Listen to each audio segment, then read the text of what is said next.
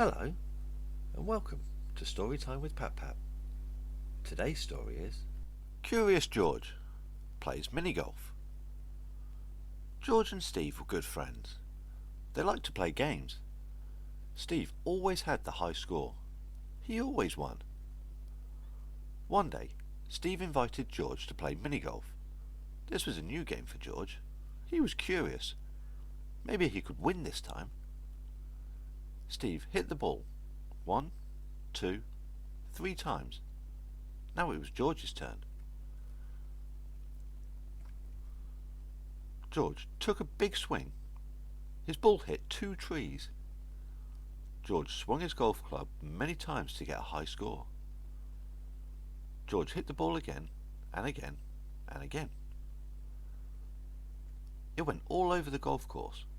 Golf was easy. George hit the ball as many times as he could. Finally, he hit it right into the hole. At the end of the game, Steve read the scores. Steve, 35. Betsy, 58. And George, 250. George had the highest score. He was so happy. He had won. But George, in golf the lowest score is best, Betsy told him. I won the game, Steve said. George was surprised. How could a small number be better than a big number? George had an idea. He wanted to win in golf. He had to practice. George asked his friend if he could borrow some things from their house. George made a golf course on the roof. A paper towel roll was his club.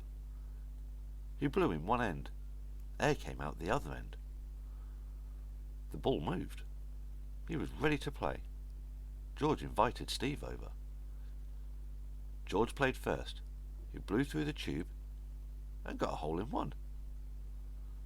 Steve was next, but it took him 8 tries to get the ball into the hole. Steve counted the points. George had the lowest score.